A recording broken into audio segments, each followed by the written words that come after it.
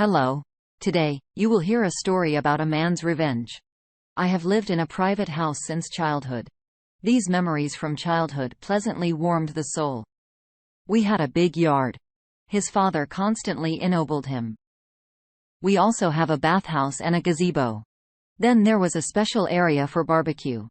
I admired the way my father was engaged in improving the house. I have always tried to help him. I enjoyed taking part in all these processes and learning. My father tried to build his dreams house. There really was everything for a happy life. It is because of this that I chose my life path.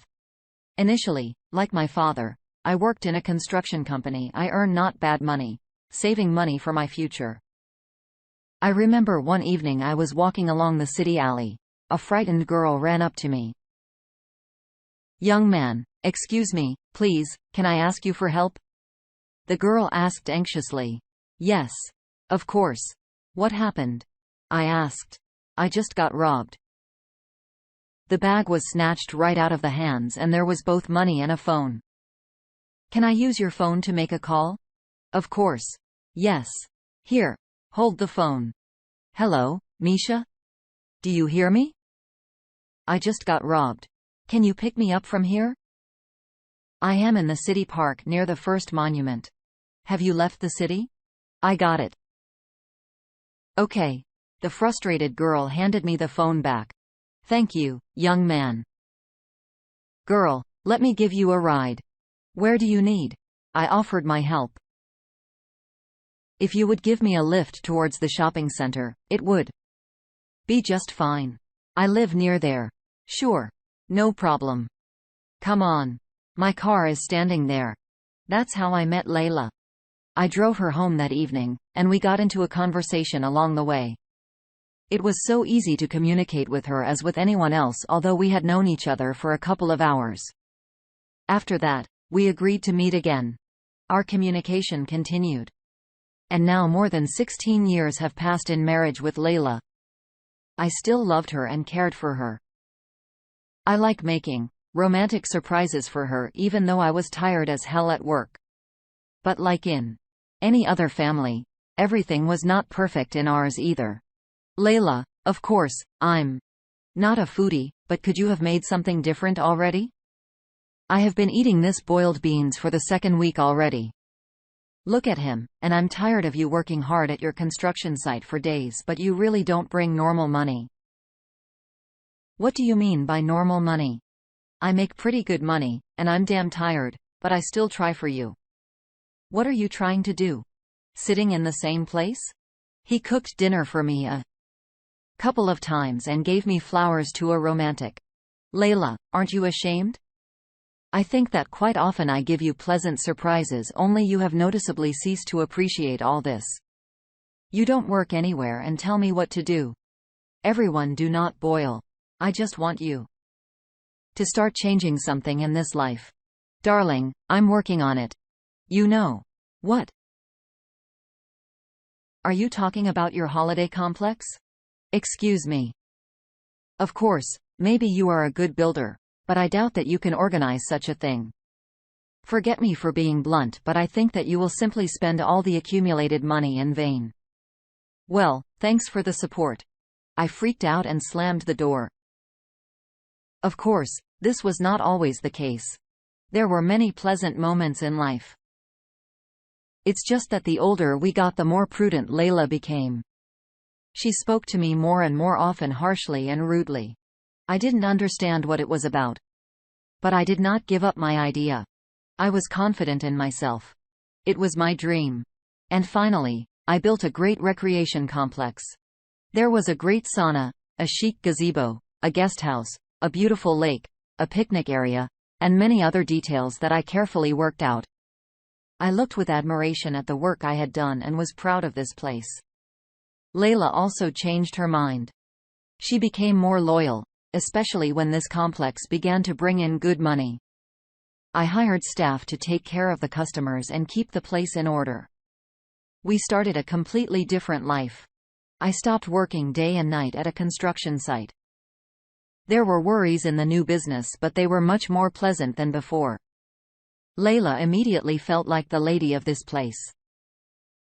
She liked to tell everyone that we have a whole complex for recreation, which continues to grow every year. One day, I got a call from a rather interesting customer. "Good afternoon. Is that Billy?" "Yes. I'm listening to you." I answered the phone. "My name is Victor, and I would like to order the services of your complex from you. A lot of people told me about this place and praised it, so I just can't miss the opportunity and not visit you." Victor: "Very nice. Glad to hear that. Yes. You won't waste your time here. I think you'll like it." "Great. Then let's go soon. I want to rent the whole complex for a couple of days." "Fine." Agreed. Personally, I did not often meet clients. This was done by the staff on site. But after his arrival, Victor called me again. "Billy, hello again. I apologize. I understand that you are a busy person, but I would love to meet you in person. I absolutely love this place. Perhaps I would become a sponsor. Can you take your wife and come right here, relax together, and talk? Well, in principle, you scored well. And I'm interested to hear your suggestion." "Fine," I said and went to talk with Layla. To be honest, I felt some kind of bad feeling. Victor somehow slippery communicated. It was heard through a church courteous manner. And I was also very embarrassed that he knew about my wife. Layla, to my surprise, happily agreed, and we went to our recreation complex. "Well, you've finally arrived. I'm already tired." Victor came out to meet us. "Hello, Victor. Meet my wife, Layla. What kind of flower is it so incredibly beautiful?" Layla, you are tenderness for men's eyes, began courting my wife Victor. He looked at Layla so strangely with a barely noticeable smirk on his face as if he knew her. Victor was in a dressing gown from under which various tattoos were visible. "Victor, it's not hard to notice your tattoos." I said, "Yes. I had a rather stormy youth. This is her reminder." Victor answered enigmatically. I went to the bar for a drink, and when I arrived, I saw Victor massaging my wife's shoulders. "Honey, and Victor, it turns out, does a great massage," my wife said hurriedly so that I wouldn't ask too many questions. "Yes. I can do it. And what did I do with the girls on the massage table? I smeared them completely with oil and kneaded their body in various places," Victor said playfully, not looking away from my wife. "I'm sure the girls were happy. Just don't lean too hard. It's still my wife," I said with a touch of anger. "Billy, don't worry. Your wife is in good hands." Victor started joking. I didn't like this guy anymore. He focused more and more on my wife. We talked a little about business, but I really didn't like Victor's manner of communication. In a fit of passion, he began to tell that he would have built a much larger complex here. We would become true friends and business partners. It all sounded too sweet to me. As a result, we said goodbye to him. His proposals did not interest me. Recently, I noticed that Layla began to go to this complex much more often. "Layla, my dear, I see that you often travel to our recreation center. What's the matter?" "Honey, I care about our prosperity. I decided to help you more in this matter. This is really a great place to stay, but I decided to fix some shortcomings. Believe me, you will definitely like it." Layla answered me with a smile and excitement. I had no reason not to trust my wife, but she behaved very strangely as if she didn't finish something. All these troubling doubts swirled more and more in my head. And I decided to follow Layla a little. What is she doing here? I thought that I would not see anything special in this, but it would help me to calm all my suspicions. Once Layla was going to go on business to this complex again, I discreetly followed her. We really soon arrived at our recreation center. Layla hastily ran into the guest house. I noticed that there were no staff there. I wonder what she will do here alone. I crept up to the guest house and crouched near the half-open window. It was heard that inside Layla was not alone. I carefully looked out the window and saw Victor, who was importantly pacing around the room in a dressing gown. Their conversation was a big surprise for me. I took out my phone and decided to record it all on video because I felt that something was wrong here. Layla, dear, you have finally arrived. What's up? How's it going with Billy? Victor turned to my wife. I collect all the necessary documents. Soon this place will be ours. Layla spoke with a satisfied face. Yes. It would be faster. And then your husband does not trust me much. He doesn't want to cooperate with me. I'm already tired of driving around his ears. He got me. He considers himself to be in charge everywhere. Yes. Without me, he did not have all this. And it should all be mine by right. I don't want to see him anymore. Everything needs to be well planned. Since this moron cannot be persuaded, then I will dig him right in, this forest. You only need to choose the moment. Are you sure you can handle it? You ask. I will quickly deal with your husband, and he won't have time to utter a word. Show the documents you have. Here you are.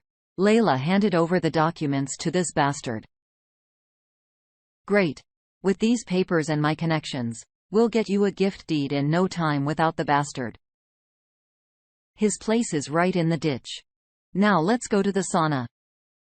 I just prepared it before your arrival. Help me relieve my male tension. Victor said with a grin. You bitches mean, I thought to myself. Good thing I made this video. I was literally thrown into a fever. I couldn't concentrate on anything. I could only hear the loud and fast beats of my heart. I warmed up a real snake, which without unnecessary regrets, was ready to kill the husband with whom she had lived so much time, and even indulged this criminal for the sake of profit. I was hurt and disgusted at the same time. After catching my breath a little, I tried to concentrate on what I should do next. I got up and went into the guest house. From the table, I collected all the documents that Layla stole from me unnoticed. Then I went to the sauna. Through the small, misted window, I could see them performing oral sex. I was terribly disgusted, and I was furious. Therefore, without further hesitation, I unscrewed the temperature switch to the maximum and propped up the door. Hey, slippery nits! I won't bother you, I yelled as I knocked on the window. What? Who is there? Alarmedly distracted from the satisfaction of Victor, my wife. What do you think, you stupid bitch? I noticed that you are cool, so I decided to add a spark. Get warm. Billy, what are you doing here? Layla began to scream in fright. Billy, man, you got it wrong. Open the door and we'll talk. Victor spoke while pulling the door. What did I not understand? How do you fuck my wife? I didn't understand this. And you, Layla, you dirty hall. What have you become? Billy, don't be stupid. What are you going to do? Do you want to fry us here? Victor asked angrily. It wouldn't be bad. That is exactly what I will do. I wasn't here. So freaks, you finished the game. I know everything. I will treat you the same way you wanted to treat me. Billy, no. Please forgive me. Layla continued to scream. Billy, come to your senses. You're not a murderer. How old already? And Victor? No creatures, cooking your own shit. Good luck. I stepped back a little and heard them squealing in horror inside. Victor tried to knock down the doors, but nothing came of it. His strength quickly left him. They thought I left them to die. But I was not going to kill them. I still lacked this. I waited until they were already almost unconscious and pulled them out into the street. They looked like two boiled crayfish, but there were no burns, just a lack of oxygen, and a high temperature knocked them out. Fucking bastards. Maybe you still needed to be held a little. Otherwise, they weren't very fried. I jokingly spoke to myself. I decided that later I would relive everything that happened here today. I left all my regrets and reflections for later. Now I decided to say goodbye to all this without hesitation. I tied up these bastards and loaded them naked into a trailer. When I was driving to the police station, these creatures were already awake and squealing like uncut piglets, frightening the people around. The police initially detained me too, but then they released me. The sheriff was a good friend of mine. He said that Victor was already wanted in many states, and now this criminal will go to jail for a very long time. The video I took was attached to the case. My wife was also sentenced to several years for complicity in an attempted murder and forgery. But the most pleasant thing was that when this creature was released, it would have absolutely nothing. The irony of fate. She wanted to take everything from me, but in the end, she herself was left without anything. I thought I was going to be depressed because I had to throw so many years out of my life, but it wasn't all that bad. Thanks to my lucky revenge. So I boldly looked ahead and enjoyed life without regrets. Dear listeners, your support is very important to us. If you like our story, please like, comment, and subscribe. It's very motivating for us. We need your feedback to improve our content.